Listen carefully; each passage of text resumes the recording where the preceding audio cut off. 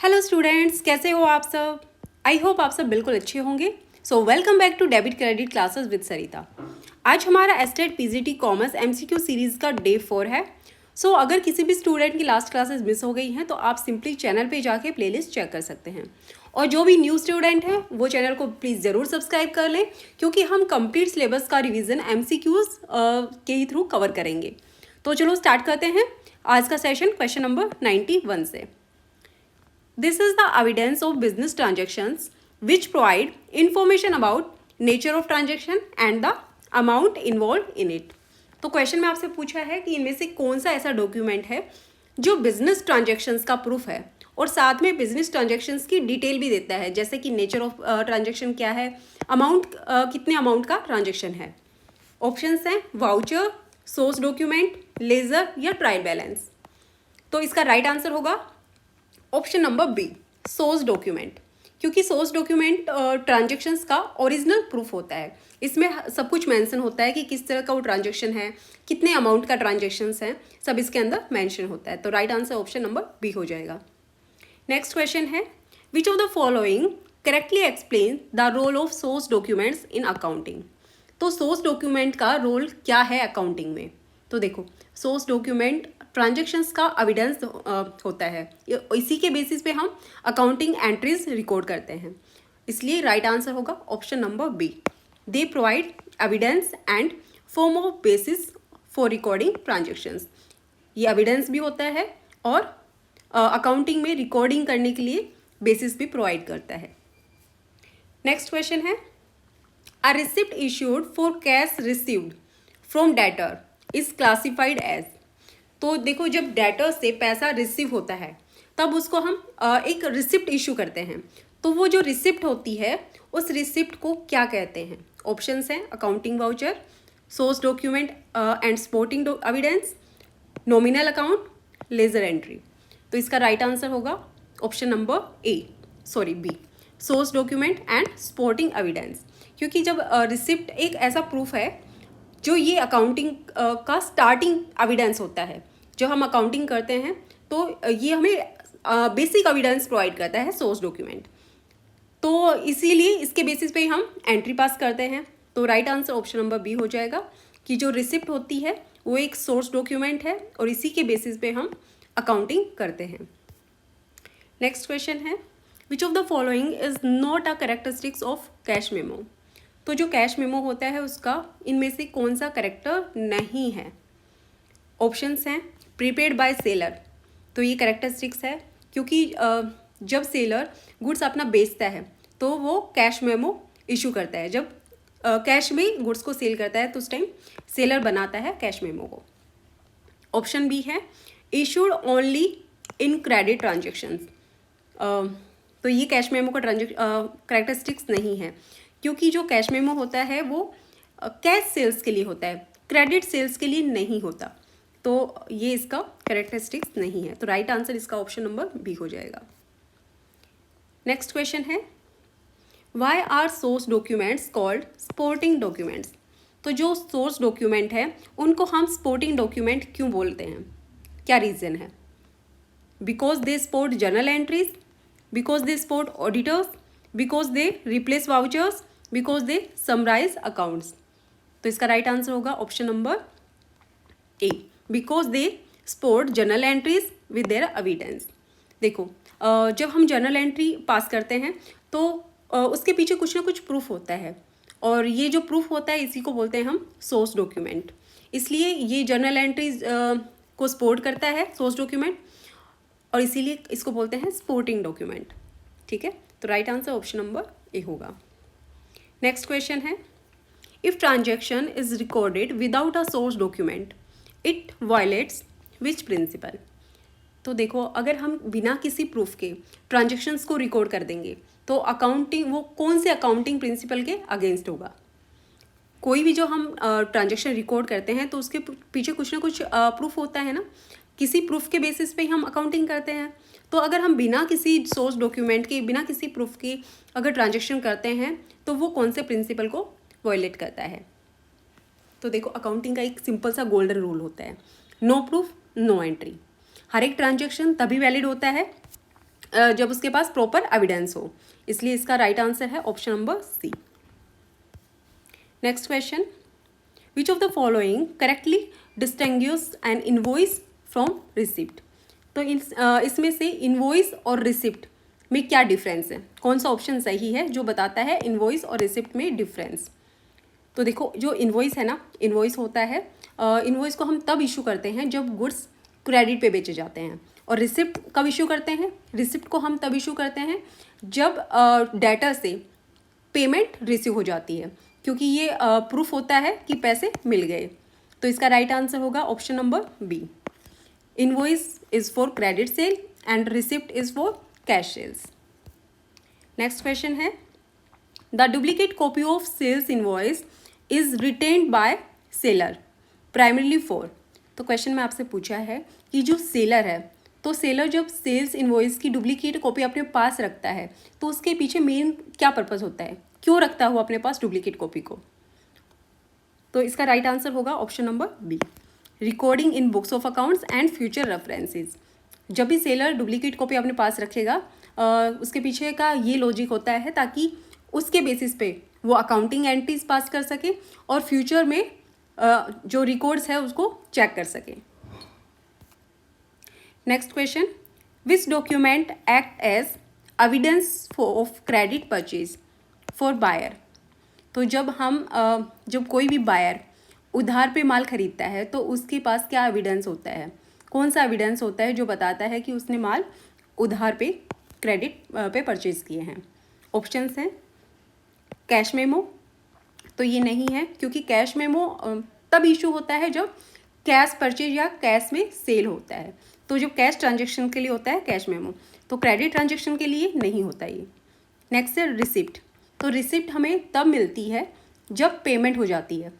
जब कोई भी बायर क्रेडिट पे गुड्स लेता है और बाद में वो उन गुड्स की पेमेंट कर देगा, तो जब पेमेंट करेगा तो जो सेलर है वो उसके बदले रिसिप्ट इशू करता है। तो ये भी आंसर नहीं है इसका। नेक्स्ट है इनवॉइस रिसीव्ड फ्रॉम सप्लायर, तो जब बायर क्रेडिट पे गुड्स खरीदता है तब सप्लायर एक इनवॉइस इशू करता है। तो इनवॉइस है ना, वो प्रूफ होता है कि गुड्स हमने खरीदे हैं वो क्रेडिट पे खरीदे हैं, उधार पे खरीदे हैं। तो जब भी उधार पे हम गुड्स खरीदते हैं हमेशा हमें इनवॉइस मिलता है। तो right answer option number C हो जाएगा। नेक्स्ट क्वेश्चन है, a receipt is issued when. तो अभी हमने लास्ट क्वेश्चन में ही किया है, बताओ रिसिप्ट क्या होती है, कब इशू होती है रिसिप्ट। तो रिसिप्ट तब इशू होती है जब कस्टमर पैसे देता है, चाहे कैश में दो या चेक में दो। तो रिसिप्ट कब इशू होगी, जब हम पेमेंट कर देंगे तो पेमेंट के बदले में हमें रिसिप्ट मिल जाएगी। तो ये राइट आंसर इसका ऑप्शन नंबर सी हो जाएगा। कैश और cheque is received from customer, जब कस्टमर से कैश या चेक की पेमेंट मिल जाएगी तो उसके बदले हम रिसिप्ट इशू कर देंगे। नेक्स्ट क्वेश्चन है, if a seller fails to keep the duplicate copy of an invoice which objective of accounting is most affected.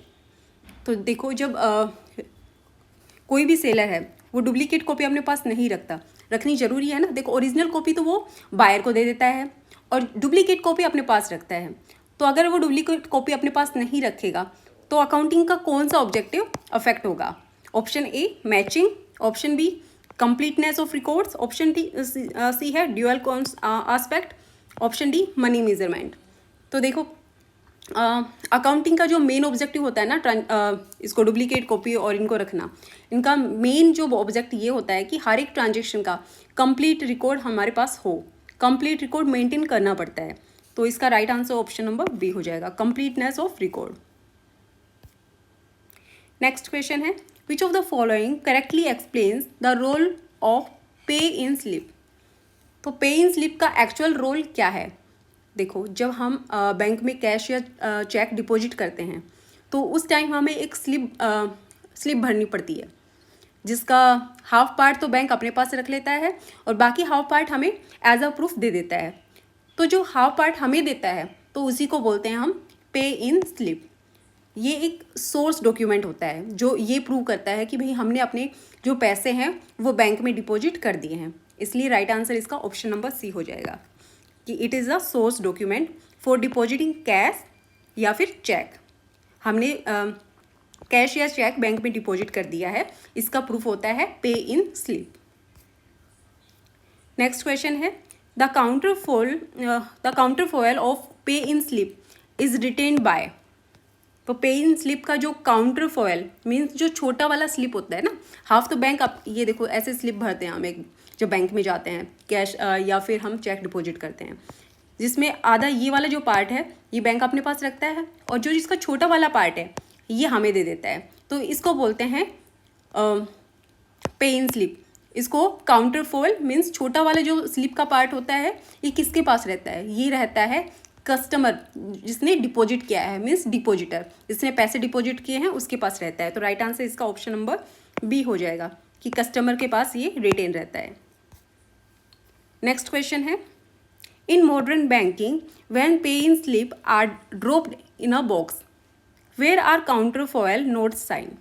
तो क्वेश्चन में ये बताया है कि जो मॉडर्न बैंकिंग सिस्टम है आजकल क्या होता है कि जब हम बैंक में जाते हैं तो हम जो भी कैश या चेक होता है इसको हम एक ड्रॉप बॉक्स होता है उसमें ड्रॉप कर देते हैं।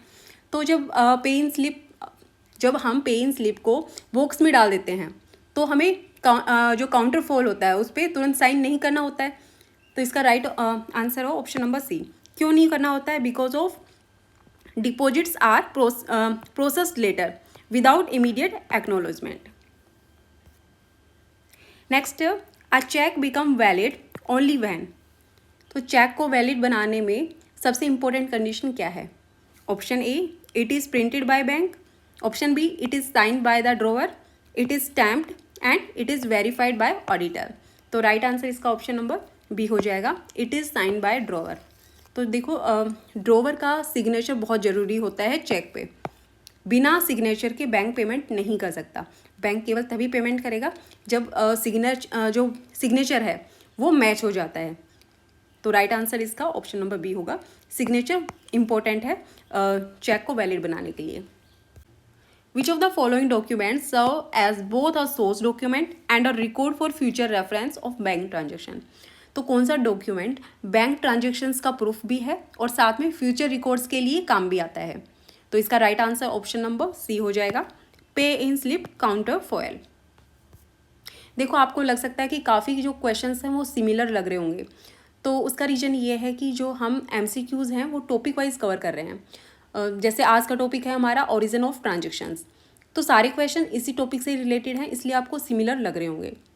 देखो मैं चाहती हूँ कि आप लोगों की प्रिपरेशन ना उसमें कोई कमी ना रहे, तो मुझे सारे क्वेश्चंस लेने पड़ेंगे, डिटेल से टॉपिक को कवर करना ही पड़ेगा, इसलिए आपको जो क्वेश्चंस हैं वो सिमिलर लग सकते हैं। ठीक है, नेक्स्ट क्वेश्चन है a purchaser issues a debit note when. तो जो बायर, जो परचेजर मीन्स बायर, तो बायर डेबिट नोट कब इशू करता है? देखो बायर हमेशा डेबिट नोट इशू करता है और जो सेलर होता है वो इशू करता है क्रेडिट नोट। तो बायर किन कंडीशंस में डेबिट नोट इशू करता है? तो बायर अगर बायर को ऐसा लगता है कि गुड्स या तो डिफेक्टिव हैं, जहाँ से उसने गुड्स खरीदे थे बायर ने, अगर उसको ये लग रहा है कि वो गुड्स डिफेक्टिव हैं या फिर उनकी क्वांटिटी रॉन्ग है, तब वो क्या करेगा? तब वो डेबिट नोट इशू करता है सप्लायर को जिसने गुड्स सेल किए हैं कि गुड्स हम जो ये है गुड्स आपने मुझे दिए हैं इनको आप वापस ले लो, गुड्स को वो रिटर्न कर देता है। तो जब गुड्स को रिटर्न कर देता है तो उस केस में वो इशू करेगा डेबिट नोट। ठीक है, तो डेबिट नोट का सिंपल ये रूल याद रखो कि जब भी बायर गुड्स को वापस करता है तब डेबिट नोट इशू होता है, इसलिए राइट आंसर इसका ऑप्शन नंबर बी हो जाएगा, goods are return to supplier. Next question है if goods are under invoiced by seller who will issue the debit note.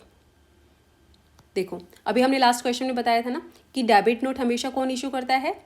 जो सेलर होता है, और चाहे रीज़न कुछ भी हो, गुड्स रिटर्न करना हो या फिर इनवॉइस वो इनकरेक्ट हो, जो भी रीज़न हो, तो डेबिट नोट कौन इशू करेगा? डेबिट नोट हमेशा इशू करता है परचेजर मीन्स जो बायर है। नेक्स्ट क्वेश्चन है the primary effect of credit note. तो जो क्रेडिट नोट का मेन जो प्राइमरी इफेक्ट क्या होता है? तो पहले हम समझते हैं कि क्रेडिट नोट क्या होता है, पहले ये समझेंगे क्रेडिट नोट के बारे में। तो देखो जैसे डेबिट नोट बायर इशू करता है वैसे ही क्रेडिट नोट कौन इशू करता है? सेलर इशू करता है। तो इसका राइट आंसर होगा option number B, decrease in customers indebtedness, जितने पैसे उसने लेने थे कस्टमर से, अब वो क्रेडिट नोट इशू किया है तब उससे कम पैसे लेगा। ठीक है, तो ये रीज़न होता है कि जो सेलर होता है वो क्रेडिट नोट इशू करता है ताकि जो डेटर है उसका इंडेटनेस कम हो सके। Which document will be issued when a customer is allowed additional discount after sale, sale होने के बाद अगर बायर को एक्स्ट्रा डिस्काउंट दिया जाए तो कौन सा डॉक्यूमेंट इशू होगा। जैसा अभी हमने लास्ट क्वेश्चन में किया था कि अगर बायर के पैसे हमने कम करने हैं तो सेलर कौन सा डॉक्यूमेंट इशू करता है, क्रेडिट नोट। ठीक है, तो राइट आंसर इसका क्या हो जाएगा, option number B, credit note. If a debit note is issued after full payment has already been made, what its effect. तो देखो, अगर पेमेंट हो चुकी है और बाद में डेबिट नोट आया है, जो बायर था उससे बाद में डेबिट नोट आया, तो क्या होगा कि तुरंत कैश लेना या देना जरूरी है। एडजस्टमेंट फ्यूचर ट्रांजेक्शन्स फ्यूचर में हो जाएगी इसकी, तो इसका राइट आंसर ऑप्शन बी होगा कि future transactions will be adjusted. Which of the following correctly represents the sequence in accounting. Transactions को रिकॉर्ड करने के लिए स्टेप बाय स्टेप हमें ऑर्डर बताना है कि क्या सीक्वेंस होती है जब हम अकाउंटिंग करते हैं, तो उसमें क्या सीक्वेंस होती है। तो सबसे पहले आता है सोर्स डॉक्यूमेंट। तो सोर्स डॉक्यूमेंट होता है वो सबसे पहला प्रूफ होता है, जैसे इनवॉइस है, रिसिप्ट है, बिल है, इसको बोलते हैं सोर्स डॉक्यूमेंट। और ये बताता है कि ट्रांजेक्शन्स हो गया, तो सबसे पहले आएगा सोर्स डॉक्यूमेंट। नेक्स्ट आता है वाउचर। तो अब देखो, जो वाउचर है वो अकाउंटेंट सोर्स जो डॉक्यूमेंट है उसको एनालिसिस करता है और उसके बेसिस पे बनाता है वाउचर। तो वाउचर क्या करता है, वो जर्नल एंट्री पास करता है। नेक्स्ट आता है एंट्री। तो लास्ट स्टेप में अकाउंटिंग बुक्स में क्या होती है, एंट्री होती है। सो इसकी राइट सीक्वेंस क्या हुई, सबसे पहले आया सोर्स डॉक्यूमेंट, देन वाउचर और लास्ट में entry. Accounting vouchers are prepaid. तो जो अकाउंटिंग वाउचर्स हैं वो कब प्रीपेड किए जाते हैं, तो इसका राइट आंसर ऑप्शन सी हो जाएगा, आफ्टर एनालाइजिंग सोर्स डॉक्यूमेंट। जब सोर्स डॉक्यूमेंट की एनालिसिस हो जाएगा उसके बाद में वाउचर बनाए जाएंगे। बताया था ना अभी, सबसे पहले सोर्स डॉक्यूमेंट आएगा, फिर उसके बाद वाउचर आता है और सबसे लास्ट में क्या आता है, entry. Which of the following is not a feature of source voucher. तो सोर्स वाउचर का इनमें से कौन सा फीचर नहीं है। देखो, सबसे पहले हम ये समझते हैं कि जो सोर्स वाउचर है वो एक रिटर्न डॉक्यूमेंट होता है और जो ट्रांजेक्शन्स का प्रूफ भी देता है और उसमें कंप्लीट डिटेल होती है कि जैसे किस डेट पे ट्रांजेक्शन हुआ था, उसका क्या अमाउंट था, कौन कौन सी पार्टीज़ थी, तो ये सारी डिटेल होती हैं इसमें सोर्स डॉक्यूमेंट में। तो अभी देखते हैं कौन सा इसका फीचर नहीं है। It is a proof of transaction, बिल्कुल सही है ये। इट कंटेन्स कंप्लीट डिटेल, ये भी सही है। इट एनालाइज अकाउंट्स, नहीं, ये गलत है। It is a return document, ये भी सही है। तो ये इसका फीचर नहीं है सोर्स डॉक्यूमेंट का, तो right answer option number C हो जाएगा।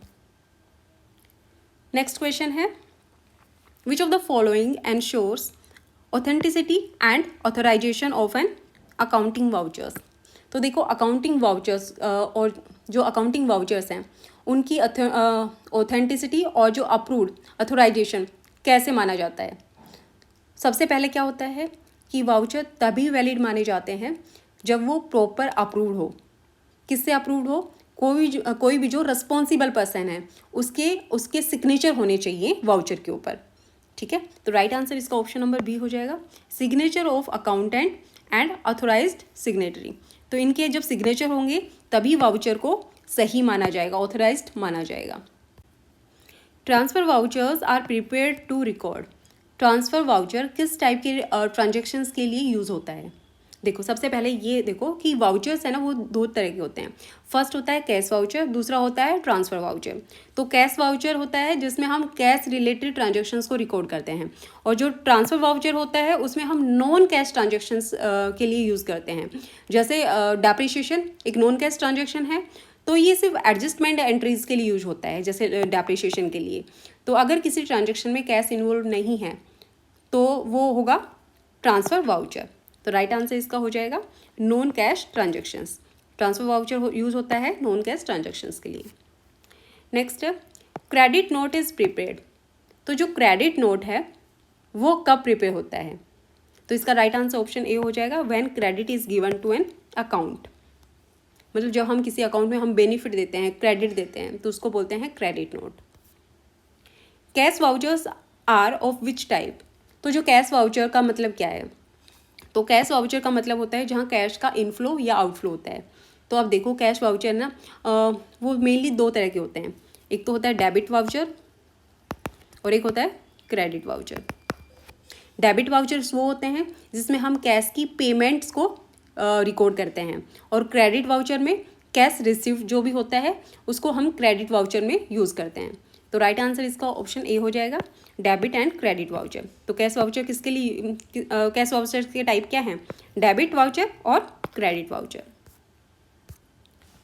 Next question, these vouchers are documentary evidence of cash payment. तो कैश पेमेंट के लिए कौन सा वाउचर यूज़ हुआ था? कैश पेमेंट के लिए यूज हुआ था डेबिट वाउचर। तो राइट आंसर इसका ऑप्शन नंबर ए हो जाएगा। A credit voucher is prepaid when.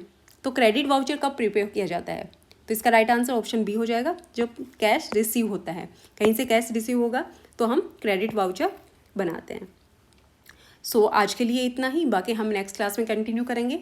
और अगर आपको इस टॉपिक की जो ये टर्म्स हैं, अगर इनमें कन्फ्यूजन हो रहा है, जैसे कि वाउचर्स क्या है, ये डेबिट नोट क्या है, क्रेडिट नोट क्या है, इनवॉइस क्या है, अगर इनमें आपको कुछ कन्फ्यूजन लग रही है, आपको नहीं समझ आ रहा, अभी डाउट है, तो आप मुझे कमेंट कर सकते हैं, बता सकते हैं, ताकि मैं एक जो 10 मिनट्स की एक इन टर्म्स से रिलेटेड वीडियो बना दूंगी और उसमें आपके सारे कॉन्सेप्ट्स क्लियर हो जाएंगे। तो आप मुझे बता देना कमेंट करके। Thank you so much.